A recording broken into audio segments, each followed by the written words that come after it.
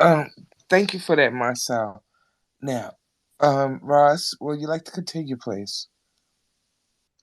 Logic, did you have something to say? Because I have like a couple more paragraphs, but you can go ahead, Logic, if you want, or you can wait till after I finish reading. Either or. All right, I'll just say this real quick and let you go ahead. I just thought what my daughter was saying was important because she said like there has to be something else. What are we missing from these arguments? And so to me, if we look at the holistic plight of our people from, slavery to freedmen status, like Reconstruction, like there's a lot of lessons to take away. And I think even with the great Martin Luther King's work and what he did, and some of, my brothers who have analyzed that situation, and we honor Queen Mother Moore's work as well. We've done a program on her work as well.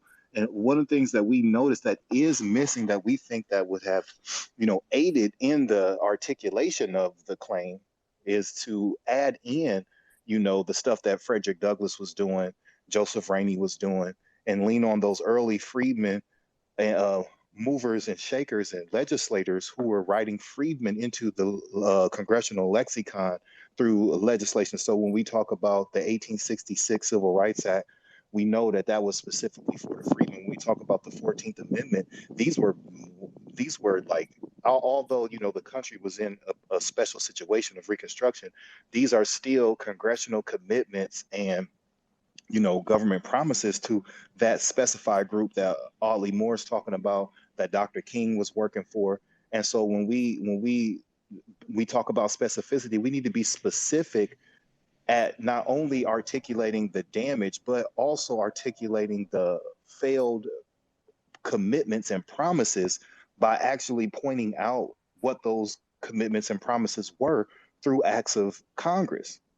So and not only that, we have so many things we can analyze that are all like, and we're not asking for nothing that has not already been promised to us. And so when we talk about those families who were the former slaves in America, we're just talking about when we say this is something that's owed to us. If we need to all be on board and on the same in concert with the legislative promises and saying, you promised this to the freedmen. This is in black and white. This is in black and white. This is what the government promised. And we can show you where you never gave that to us. And in the instances where you did give it to us, we can show again in black and white government intervention and them taking it back unjustly. Right here in Savannah, you had the first plots of land that were given out that Andrew Johnson assembled a military to take back, not even a year, less than a year than when it was issued. And so you have examples of that all over the South and all over America. And we have more examples other than just Special Field Order 15. We have a lot of different House resolutions and things of that nature that we must examine, and it would behoove us to use and reference as primary sources. And there's a lot of secondary sources we can use as well to support that. And I think everything that we can do to we have a lot of opposition, but everything that we can use to cement our argument should be used. And I think that what had been missing was the freedman political status. And that's what we've been articulating for a long time. We have been missing that particular language in, the push of civil rights. Everything after the fall of Reconstruction kind of has been absent of the freedman language. And so the strides of progress, in my assessment, have not been as large and uh, as comprehensive as they were under the freedmen strides. And so I think if we should all be on board with attempting to not attempting but working that back in to our advocacy and our plight, because it has proven to be the most successful political vehicle that our people have used in American history and American politics. That's all I got. Yes, sir. Thank you so much, Brother Logic, on that. And I agree. Certain things had really come to mind. I'm want Kelly to speak, and then I'm gonna come back. I'm gonna circle back to what you kind of brought up to mind for me. So Kelly. I'm sorry, I'm in the matrix and getting slapped out of spaces every 2 seconds. So forgive me if I'm saying something that may have been said. I just think that, well, I just get upset, not upset, but I get angry, as I'm sure other people do as well, as to how NAARC and Cobra, with such a warrior as Queen Mother Moore, along with, S. Alexander, who was the chairman of the board of directors, and all the other people that she had, as a part of the reparations committee, how these groups now in this day and time can still be dismissing the words of a group of people that were telling you what we wanted. And we're still saying what we wanted, which even goes further to the point of I do not want these people, meaning Narcan and Cobra, being attached to anything because they want to be able to be the middlemen before they decide who gets what or what entities get our monies to delve out to us in shillings. So, with our justice claim. So I'm just it was kind of it was a good find, Arthur. It was an excellent find. I think I procrastinated a little bit because I knew I was going to get pissed when I read it. And it's excellent information. It's just still driving home the point that with the mentality or the ideologies of these two groups right now, they do not need to be anywhere near our justice claim. And I'll rest. All right. Thank you so much for that, Kelly. I'm going to continue reading.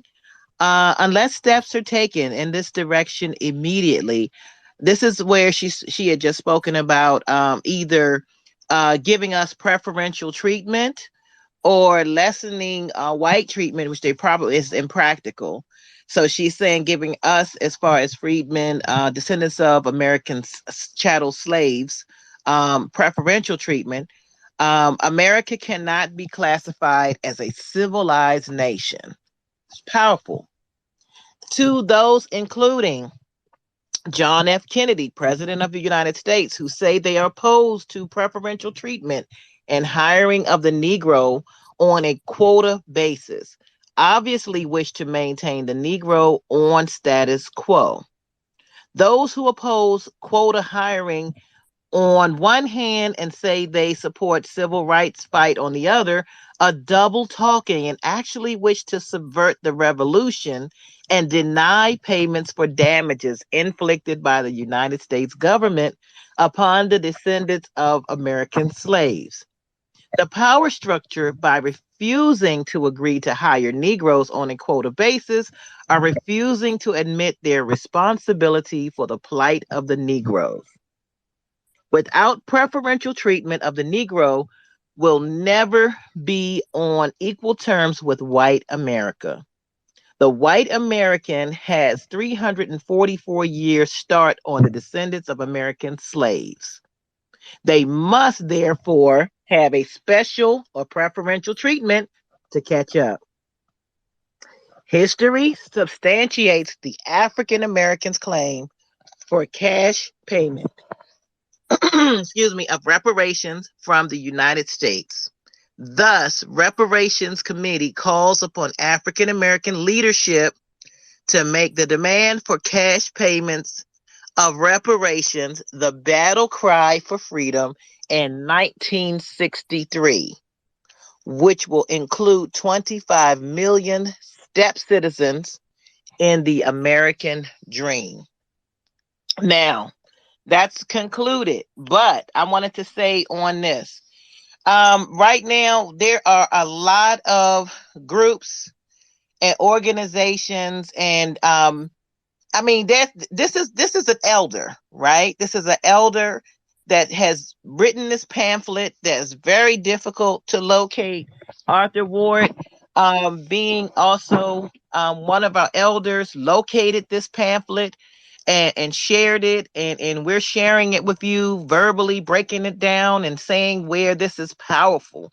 And it's like she's looking through the looking glass into where we are right now.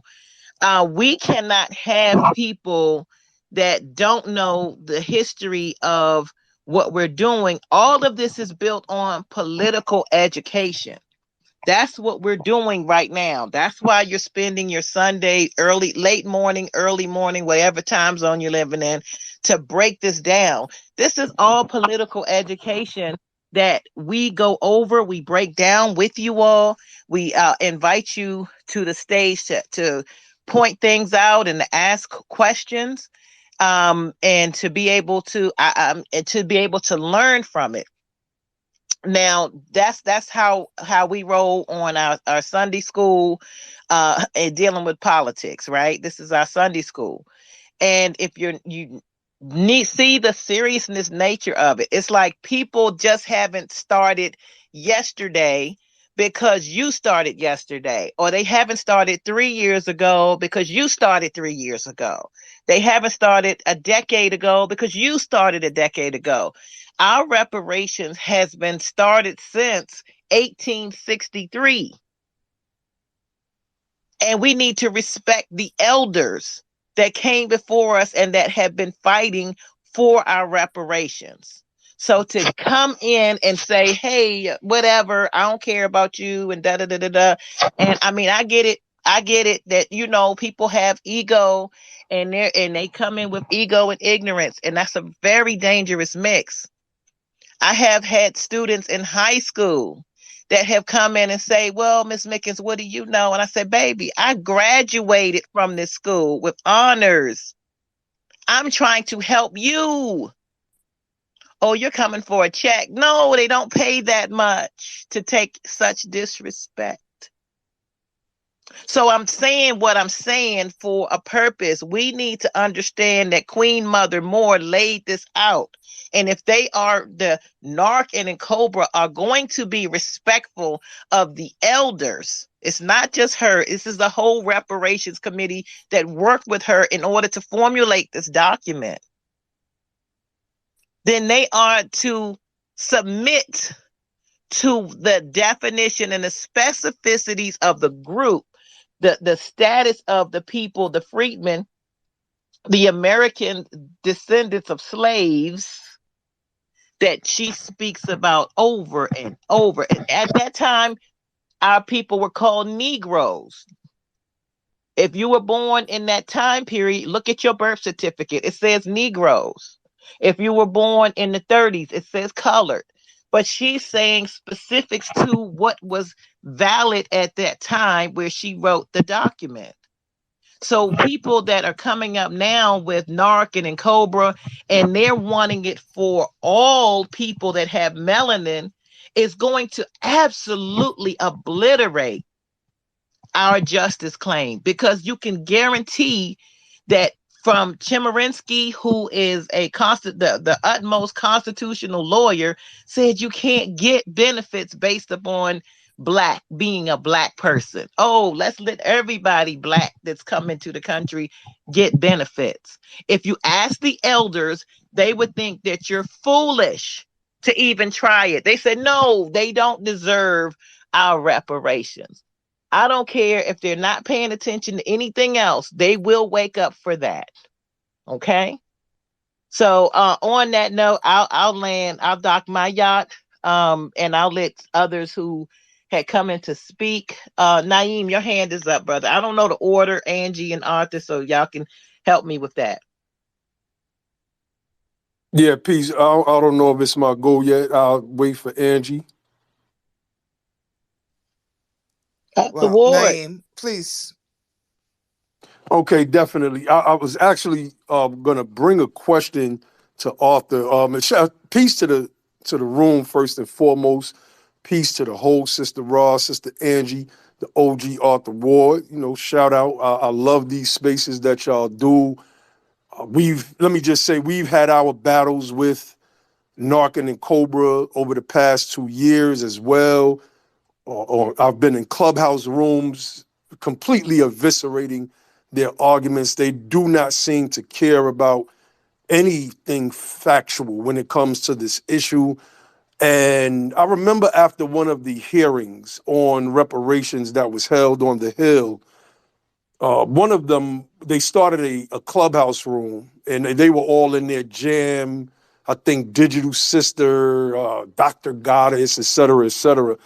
and they were giving themselves virtual high fives. And one of the things they were saying was, did y'all see ADOS or any of those other people in the room? Now, we don't rock with ADOS, and at that point, we weren't rocking with them. But their point was that, you know, we're boasting about the fact that we have the power, we have the political power, and you guys do not. And so it doesn't matter what facts you put out. It doesn't matter what you prove, et cetera, et cetera. We are running this thing, and y'all have to basically bow down to our will. And that's a horrible position for something as serious and as sensitive as reparative justice.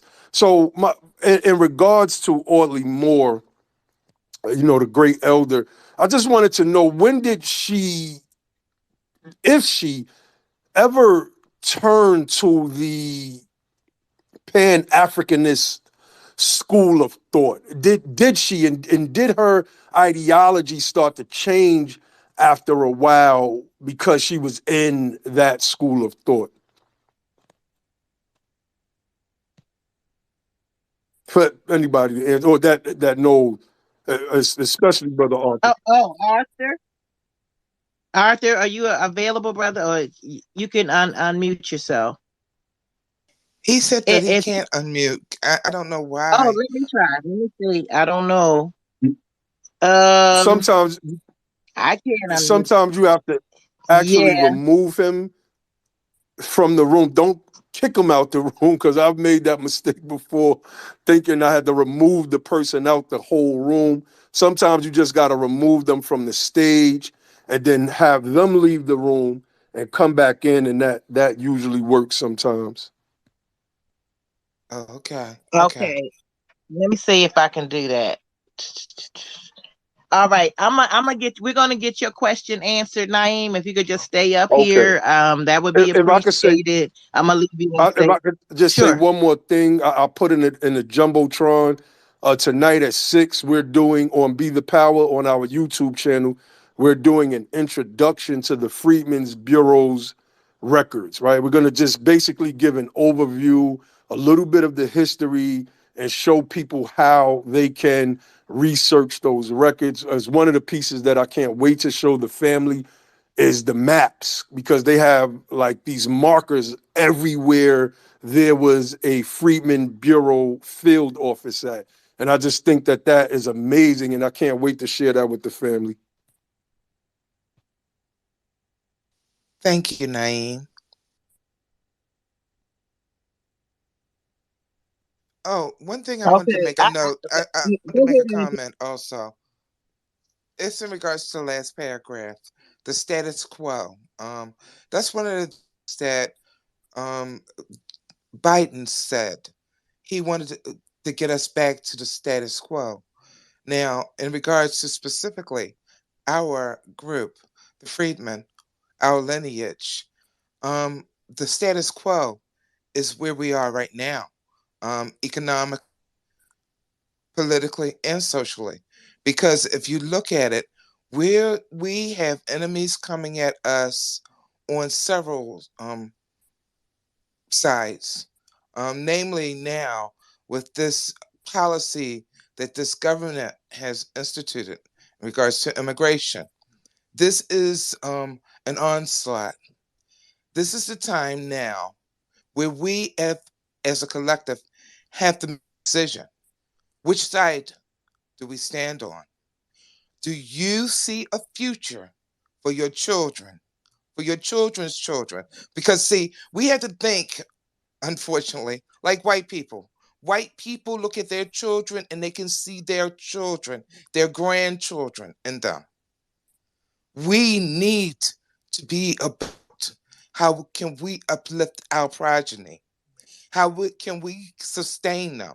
And the only way we can sustain our children and our grandchildren, our future, our legacy, is through reparations. I've landed. Thank you. All right, thank you, Angie. I'm still looking for Arthur. I tried to invite him back up. So, Naeem, please stay on the stage. And I did want to let everybody know that this space is from being hosted from By the People Media. And the pamphlet itself is actually posted on bythepeoplemedia.com. The link is in the Jumbotron. You go there, it's a big red button on the initial page, and it has the document that we've been reading from. So we want you to know that. Was Divine up next, or why they? I'm sorry, I don't know the order. And like I said, I'm trying to. Okay, why they? And Arthur, there you go, Arthur. You're a speaker, but I sent you an invitation to be a co-host. I don't know. It's not letting Okay, you it's get just back to working being now. a co-host, but there you go. There you go. Oh All wow, right. Why wow! they? I apologize. I felt like I Oh, was I'm in sorry, jail. My Naeem. goodness. Anyway, Naheem, yeah, Yeah, getting I'm back to sorry. It's not me. okay. Go ahead. No, Naheem actually, this was the 1960s was at the height of Audley Queen Moore's Pan-African advocacy. Even though she was a member of this commission in California regarding reparations, she was simultaneously still involved with the Universal Association of Ethiopian Women for most of the 1950s and 1960s. So she was very, very clear on Pan-Africanism on one side, and on the other hand, specific reparations for those descended from American slavery. So she was extremely clear-minded in terms of her total advocacy for Black people in general. Within that advocacy, she has specific, philosophies as far as like which people should be dealt with in this way, and which people should be dealt with in that way. So just a quick follow-up, if I can. Sure. Is it safe to say that Narcan and Cobra is choosing one part of the advocacy and omitting the other? Correct. Correct. Yep. Thank you, brother. Thank you. Oh, Thank you, Roz. Let me hammer that. The other thing I want to respond to Lodge, you was talking about secondary sources. I am imploring everybody to get this book. The title of it is The Original Meaning of the 14th Amendment. It was written by two white boys, okay? Randy Barnett and Evan Bernick. These guys, they're also students of Lysander Spooner. I'm telling everybody, I'm telling everybody that's serious about, I can't put the book down. It's kind of a long book, but I think it's like say the name again. The Original Meaning of the 14th Amendment. Hey, Naeem, if you pull that up, can you put it in the Jumbotron for everybody? I got you. I'm pulling it up right now. Okay. All right. Thank you, brother, on that. I appreciate While he's doing that, check this out.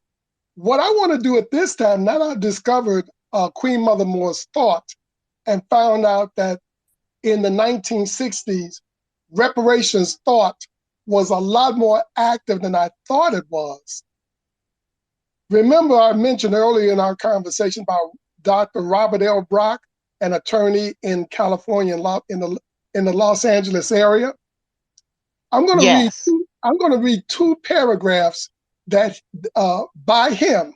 And now remember, this was the guy that fell out within Cobra because of his stance on who should be eligible for reparations and how they should be paid. Listen to this. He says, reparations is the value in payment for slave labor that Black people never received for 400 years of slave labor that should have accrued to the present U.S. slaves' descendants as their inheritance. Oh, also remember, everybody, this was written in 1965. Okay? Reparations is also the 40 acres and a mule that Black people of slave and slave descent never received. Reparations is money, goods, and services due slave descendants. Reparations is an economic emancipation that is long overdue, Black people. The Indians receive reparations from the United States, and the Jews receive reparations from Germany. And presently, the United States is paying damages to the Japanese. And those are not reparations, he said. He said the Japanese are citizens and their legal constitutional rights were violated. It is the slave labor of Negroes and not the free labor of whites. And it is the uncompensated slave labor plundered by white people for more than 300 years that have made the United States the richest nation in the world. And we Black people are now in the process of demanding the value of our ancestors and antecedents before them's plundered labor, before their plundered labor back and its value in money as our inheritance, which is in the trillions of dollars in money, goods, services, and land. That was Robert L. Brock. So I'm going to be doing, what'd you say? What'd you say, man? Now remember, Robert L. Brock, that was Queen Mother Moore's boy. That was her friend. And we never hear about him. Even though most of the Pan-Africans that are well-read as far as the movement, they know about this guy, but they never mention him. So by omission of this information, and like I say, omission of Queen Mother Moore's pamphlet on why reparation, money for Negroes, even that title alone is powerful. We need to talk about that. That's why we're here today. Why we also need to talk about who these people are that's on this committee. Who they are. Exactly. S. Alexander, Charles Davis, Berta Forrest, Stacey. I never heard of these people. I want to find out who they are. All right, Arthur's on a mission, so we're gonna find out. We're gonna find out. Absolutely, that's what we need. That's what we do. We deep dive. We know some information. You got to dive deeper. That's what we do. That's what political education is about. Who are these people? And they being on this commission, they were also part of why this book, why reparations, money for Negroes was written. She didn't say money for people with black skin or whatever. They said money for Negroes. And this was written by Miss Audley A. Moore. If you guys go to the you go to bythepeoplemedia.com, its button is right there. You have the same copy of the document that I have on bythepeoplemedia.com. So you can look at it for yourselves. So Arthur, did you have something to say? I'm sorry. I don't look at my phone when I'm talking, y'all. I apologize if I step on your feet. Yeah. That's okay. Wait a minute. What else was I going to say? It's just blatant the way that Narcan and Cobra have essentially lied as far as the marketing of this woman. And yes, she was an advocate for reparations, and she was an advocate for Pan-Africanism, but they never wanted to give us the information that these were not melded philosophies in her head. These were two separate philosophies dealing with Black people in an overall sense, but also recognizing specificity as to what each group needs to flourish as a people. But it is our duty at this point, now that we have some information, okay, that we utilize it so that it turns into a direct and tangible benefit for us. I think that's where we're at right now, and that's what we need to do. All right, thank you so much, Arthur Ward. We're going to go in why they, and then I believe it was Divine, if I'm not mistaken. Hi, room, and Ross, Arthur, and Angie. Thank you so much for holding this space. Thank you so much to the other members of the family that are in the room. And I just, especially with the timing of the California Reparations Task Force, they're going to be voting on eligibility on March 29th and 30th. So I really appreciate y'all having this discussion, so that way we can be armed and good and ready before Incobra tries to throw another trick bag and kick the can down the road a little bit further. I have more of a comment as opposed to a question, but one thing that I think I've been very, very used to hearing, I think my whole life, is allies and other Black people are very, very uncomfortable advocating specifically for Black folks. And when I say Black, I'm of the I'm of the mind that only Black Americans are Black, because on record, we were noted as Black regardless of, how mixed we were, because we do know about our our enslavement in this country. So I'm of the mindset that only Black Americans are Black, and maybe Haitians, because they do have that on record, but nobody else did. They was defining themselves as other stuff. So that's that kind of a caveat. But what I've noticed, just the narrative that's constantly played or that we are exposed to is the Ann Brown, or they were like, oh no, we don't need cash payments, no, we don't want their money. Or we'll hear no reparations, we don't even want reparations, I don't want no free money. And I'm like, I am just so refreshed to hear from Mother Audley Moore, that she said cash payments with her whole chest, even when it was back in the 60s.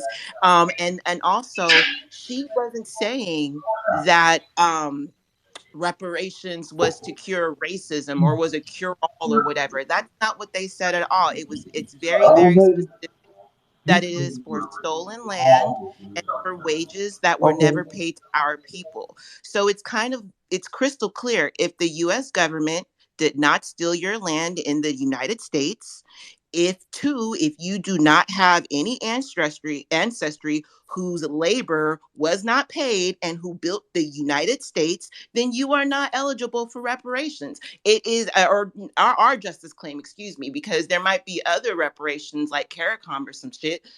They can pay attention to that. So what will close with this. What I saw, especially, I am a California resident, so I have been at all of the reparations task force hearings. And what I noticed is that whenever a person from NCOBRA or NAARC gets up there to make, to testify during the hearings, number one, they always make it like their presentations look like an ad for NCOBRA or NARC, which seems very, very in poor taste.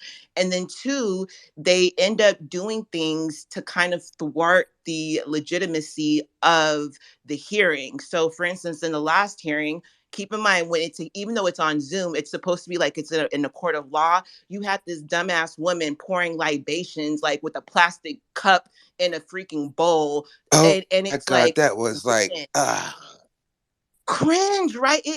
Like, we know libations is cool, but this is not the place for it. And so that when I'm looking at patterns, it is clear to me that there are certain organizations that are okay with being controlled opposition, and they are there to throw a stick in the mud to thwart our reparations, because it is in California. It can't be race based. We already know this. It cannot. Yet these people that we already had, like Chemerinsky and other legal scholars and lawyers, tell us what it needs to be according to the law, and these people that are representing these organizations still come in as like, no, it got to be for everybody Black. But what's funny is we know that before 1960, there was very few, I think less than 1%. I think actually it was less than 0.5% of the nation Black population was foreign born. In 1980, per Pew Research, less than 1% was foreign born. And then in 1994, less than 3%. So if we even just ask, were you or your parent a US citizen as of 1980, that's going to cut out all these tether Black people. So anyways, I just wanted to close with that. And I just really find, I want to thank you, Ross. Thank you, Arthur. Thank you, Angie, and everybody else in the room, because we got people that have been saying cash payments with their chest since the 60s, since emancipation, you know, and we're going to continue their fight. Thank you, guys. All right, now that's what I'm talking about. Why they, like I said, it's on buythepeoplemedia.com. You can go in, you can print out this book, you can download it, or whatever the case. We want to share. I promised everybody it would be up, and our tech people, they texted me while we were talking, and it's up. It's in there as a PDF. So please utilize that. Utilize it for the 29th of March. When you guys go in there, let's start reading from this. They're going to get sick of it, but we love it because we're using Queen Mother Audley Moore and from and through the looking glass of 1963 till now. I'm sorry, I'm not going to sit up here and keep on talking. I'm going to let Divine, then Logic, and then I'm sorry, I think that was the order, and then Z Nay J. All right, Divine, the floor is yours. Can you guys hear me okay? Oh, yeah. Okay, good. Yeah, my phone's been acting a little crazy. So what's going on, Roz? Honest to you, Angie, OG Arthur Ward. Thank you for the phone conversation the other day. You didn't have to take it, but I appreciate the fact that you did. I just wanted to talk towards well, I had a couple of things to say, but the first thing is kind of address Naheem's question. Because I've been doing some research on like our past reparationists, because it just equips you, man. It gives you not only the knowledge, but the confidence and the reasons on why, you know what I'm saying, like you got to stay in this fight, regardless of whatever obstacles are put in your way. Because if they did it during that time, then we could definitely do it during our time. And look how many more allies we have. Like, look at this room, right? Look at the contemporary reparationists, to use the words of Chad Brown. And it's just a beautiful thing. But what I'll say is Queen Mother Moore, she actually moved to Harlem because of what she heard Garvey say and what he stood for. So she was a quote unquote staunch Garveyite and Pan-Africanist, right? To the point to where she actually contributed and was a part of that first convention that they had in New York City. And she even owned stock in that Black Star Line. So when you think about it from that perspective, and we hear the present day Pan-Africanists talk about, oh, you're just waiting for a check, and what are you doing besides that? And it's a handout and all these other racist tropes. Based on what was read today by the room and by the hosts, we understand that this iteration of Pan-Africanism, this one where it's like, oh yeah, what's going to be done for Black people, it has to be done by Black people and all that other bullshit. We understand that that's a new creation, because Queen Mother Moore, not only was she a Pan-Africanist, but she was a staunch reparationist. And we see what her words were. And what's amazing about it, to why they do me like that point, is that we already know that prior to 1965, the foreign Black community was almost non-existent. I mean, we know we had some pockets here, especially in New York City where I'm from, but across the country, it was almost non-existent. But for the presence of mind, for our reparation stalwarts like Queen Mother Moore and Callie House, in their petitions, in their movements for reparations, they already were speaking toward a specificity that they didn't even need to speak to during the time when they were advocating for it. And but what's so profound about that is that the specificity is built in, because the specificity talks to the people that were harmed for the reasons we're looking for restorative justice. So if you just stay on that lane, if you just stay on that point, you can't go wrong.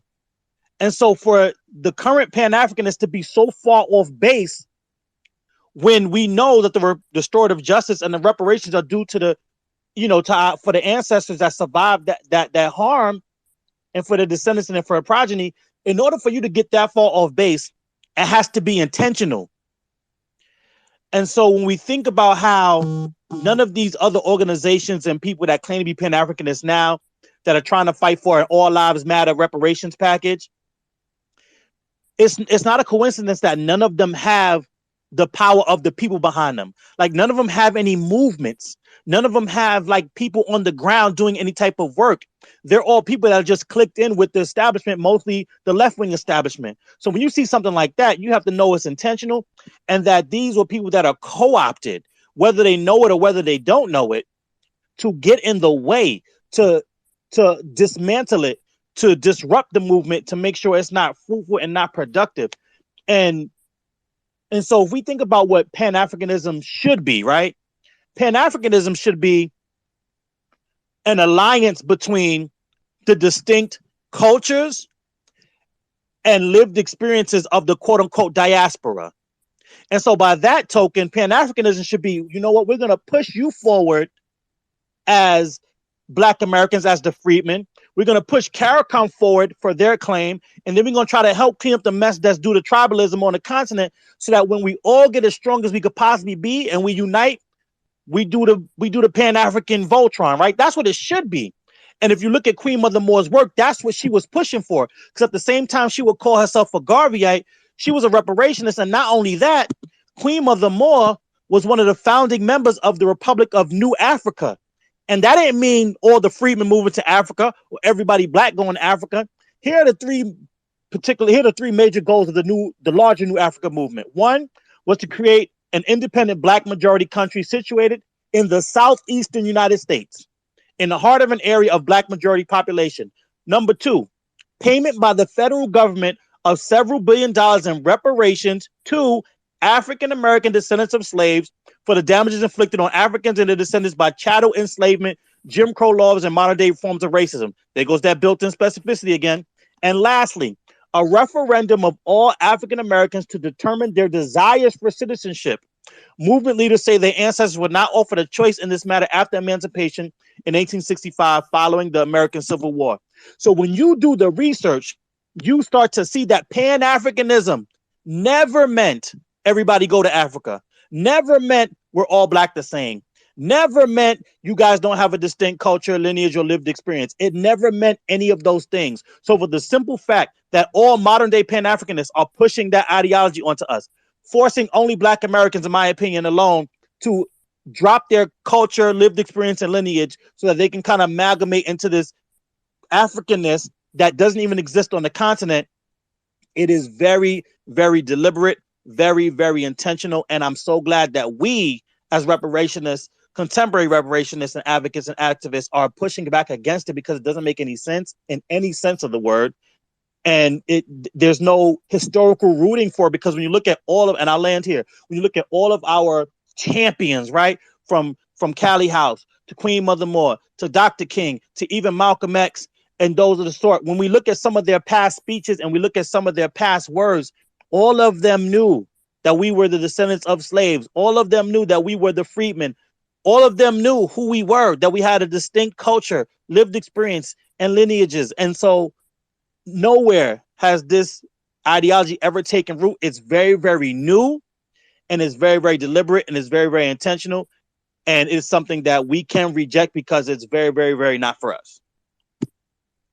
Bars. Thank you so much, Divine. I'm gonna see. Yeah, Logic, brother Logic. You can step to the mic.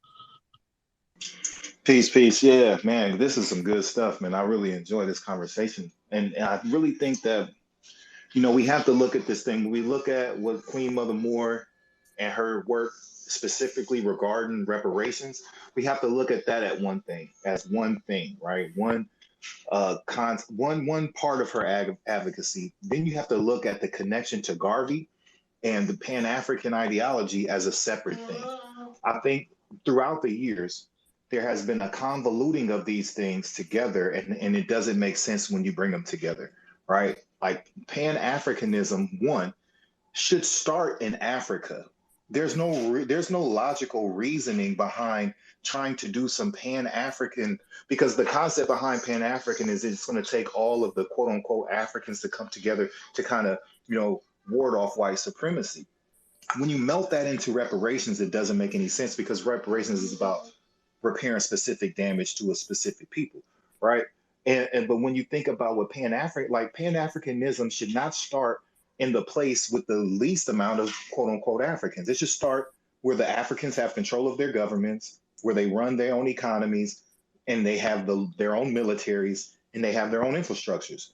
And until, if anyone who is serious about Pan-Africanism, they need to turn that lens to Africa and put all the Pan-African pressure there, like with the 52 countries that exist, especially after you started seeing all the nations get their independence.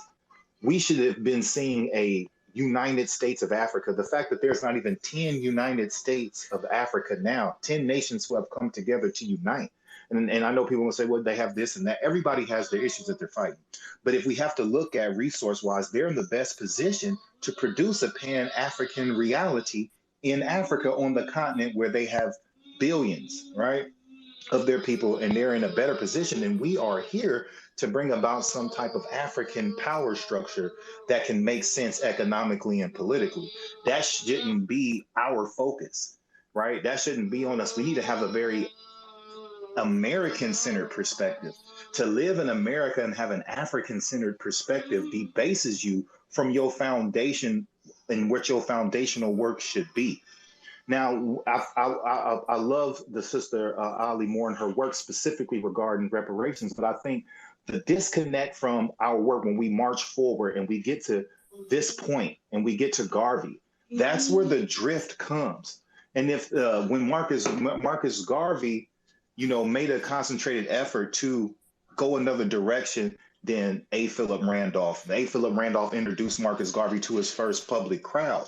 And I think that's where we really start going against what, Frederick Douglass really put us on this path.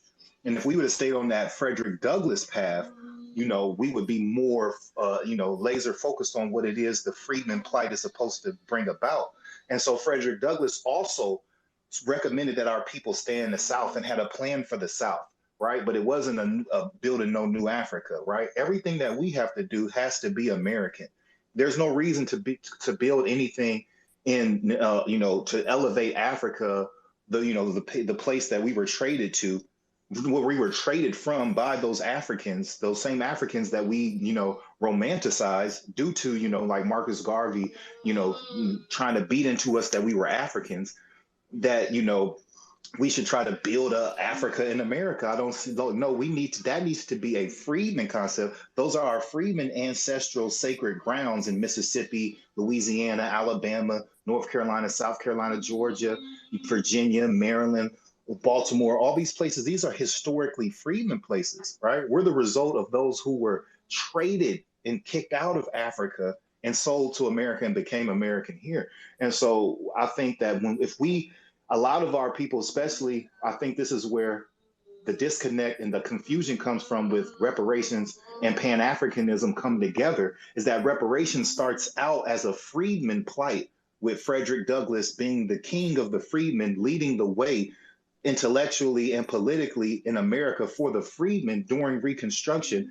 That time that, Audley Moore referenced at 1863, research what Frederick Douglass was doing in 1863, and you'll understand why I'm saying he's the king of the freedmen, and he's engineering what we need to do to be made whole in America. And so if we would have stayed with what Frederick Douglass was doing and followed those freedmen statesmen like Joseph Rainey, Prince Rivers, Robert Smalls, Hiram Revels, and like that, and just continued that work, I think we would have not been confused now, and we would have not lost the specific language needed to continue that work. But Garvey was a captivating orator, and hooking up to Garvey kind of drifted us away from the freedman focus, and it brought reparations along with it, And so I just think that that's where the separation needs to be, and we need to get back to that earlier freedman ancestral focus on repair that comes out of that Reconstruction political work. And, that's just, I want to say about that. And reparations. And the last thing before I go, that's where the other confusion is, like one of the most important part. That's where the other part of the confusion comes from when you bridge reparations work and Pan-Africanism together. Pan-Africanism is the ideology that's trying to produce an African power structure or some type of African political and economic unity that can kind of go against white supremacy. That's not what reparations is designed to do. And so when you bring it together, now you have people saying stuff like, well, that ain't going to beat white. Reparations isn't designed to fight white supremacy. It's designed to repair specific damage, right? And that's what it is. It's justice and it's repair. And it should not be confused with some type of instrument to fight white supremacy with. That's all I got. Thank you. All right. Thank you for that, Brother Logic. Yeah, because people conflate and confuse the two, and that needs to be broken out. J, thank you for your patience, and you have the floor. I'd like to say good afternoon to the room and everyone. I want to give venerations to Queen Mother Moore, being an ancestor. What she spoke about, I was born in 1964, so that speaks highly of what this mother was talking about. We have, and also I'd like to say to the host, Roz, Angie B, and Arthur, uh, thank you all and everybody. Just glad to be here with the fam this morning. Roz said something first of all when she first spoke about ego. I have a friend, she's passed on. She's an ancestor, but she was an evangelist. And I was talking to Jackie. Her name was Dr. Patio. And I said, Jackie, I said, what is it going on with us people? She said, ego. I said, well, what about ego? She said, ego edging God out. I said, what? Think about it, man. She giving y'all my name anyway, but it don't matter. She said, edging God out. We have many roads that have led us here by our ancestors. Dr. Frederick Douglass, my grandparents, your grandparents, all of us have led us in this direction where we're headed towards reparation. And we will get what is due to us, not just because I'm really into my spirituality now, really, really, really into. And if that touches into Africa, it does. When the brother said one thing about the AU over there, they have a vast resource of things that we can have if we get to get it together. But as I was telling my son, we can't try to deal with their problems or even try to help them with their problems because they have a different set of issues they're dealing with. But it's all got the ism behind it. All of it, the ism, racism, colonialism, all of the isms you can think of, it directly affects us. I also want to ask you all, what in the world is NAARC, in Cobra, and IBW 21? I am familiar with Freedmen's, and by the way, I'm from Longview, Texas, which is 168 miles from Dallas, 66 miles from Shreveport. So I'm very sure somewhere in there, my family or some people had some Freedmen locations, especially in Dallas. They have a Freedman Park up there. But anyway, I'm not. Let me stay on track. I'm asking someone to tell me, help me along with because what NARC is, and N Cobra, and IBW 21, and I'm going to mute my mic and let you all tell me what's really going on. And then I'm gonna come back in because I have something else to say. But I'm gonna mute my mic and let you all uh, hit me because I'm a student and I love to learn. And I'm a student. I want to learn. So tell me what's really going on. All right. Thank you for asking. Um, Arthur, I don't have the acronyms for. I mean, I should know them, but there's Arthur. Do Okay. you have the acronym? Yeah, I know him. I know. NAARC is the National African American Reparations Commission. That's the long way. In Cobra is the National Coalition of Blacks for Reparations in America, and both of them are Pan-African organizations. IBW is the Institute of the Black World 21st Century, and that is the umbrella organization for NAARC. So what you're telling me is they mixing up a big old pot of gumbo. I didn't hear you. And I didn't saying, understand you, ma'am. I said, what you're telling me is they are mixing up a big old pot of gumbo. In Yeah, other words, what they're doing is like they're conflating eligibility for reparations for any person that is Black in this country and any Black person that freshly arrives here. According to the NARC website, and this you can read it on their website in the section where it talks about who should get reparations. They say that it doesn't matter how long a Black person from another country has been here. Even if they just get here, they should be eligible for reparations. this is really a bunch of bull crap. It is really And on messy. top of that, ma'am, on top of that, that would also include the 3,000 um, uh, African descendants that are descendants of the families and royalty that actually sold us to the Europeans. We had 3,000 of those people in the United States that live in the United States, those people that are descended from the African slave traders and the African royalty that actually sold us to the Europeans. So they would get a check too. You know, Dr. Julia Harris said, everybody's got enemies. That's us. Everybody. The Palestinians have the Jews, they're their enemies. Everybody's got enemies. We are always internally our own enemies.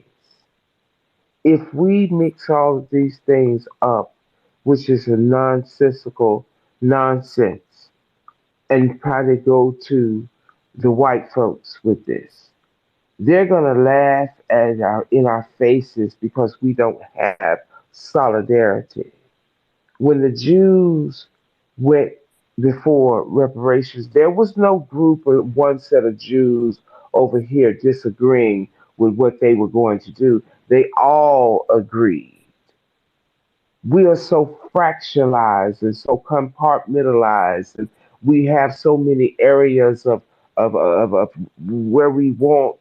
I will stick with the foundational Black American because I have ancestors who lived and saw the not only fought in wars from World War I to the Vietnam War and came back to a country that had no love for them.